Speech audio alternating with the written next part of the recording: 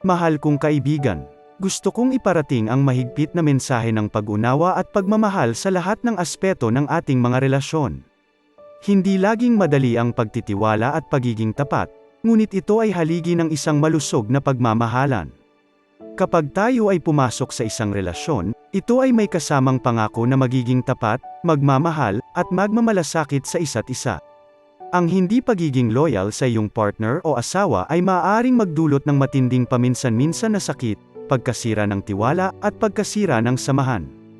Ito ay isang pagkilala na ang ganoong gawain ay hindi tama at hindi nagpapakita ng paggalang sa partner o asawa. Narito ang mga aspeto na nais kong itampok. Responsibilidad sa relasyon, ang bawat isa sa atin ay may responsibilidad na panatilihin ang kasunduan at pangako sa relasyon. Ito ay isang commitment na dapat nating tularan. Komunikasyon, ang pagiging bukas at malinaw sa komunikasyon ay mahalaga sa pag-aayos ng mga suliranin sa relasyon. Kung may mga issue, huwag tayong magtago o mag-deny, bagkus ay harapin natin ito ng may respeto. Pagkakaroon ng empatiya, mahalaga ring maunawaan ang mga pangangailangan at damdamin ng partner o asawa. Maglaan ng oras upang alamin ang kanilang mga pangangailangan at makipagtulungan sa pagresolba ng mga issue.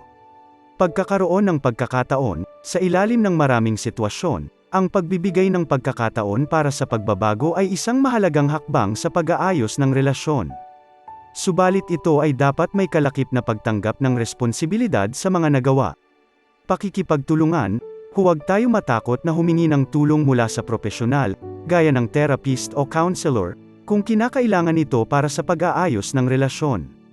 Ang pagiging tapat at loyal sa iyong partner o asawa ay pundasyon ng matatag na relasyon. Kung ikaw ay may mga pag-aalinlangan o problema, maglaan ng oras para pag-isipan kung paano mo maaaring maayos ang mga ito ng may respeto at pagmamahal.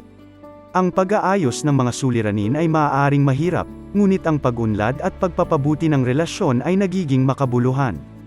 Hindi lahat ng relasyon ay perpekto, subalit ang pagsusumikap na maging tapat at magmahal ay nagbibigay daan sa paglago at pagiging mas matatag.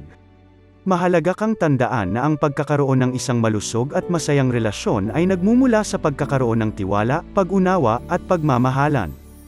Maraming salamat po. Naway kahabagan tayo ng Diyos at pagpalain kailanman. Mensahe mula kay Finding Kaisa.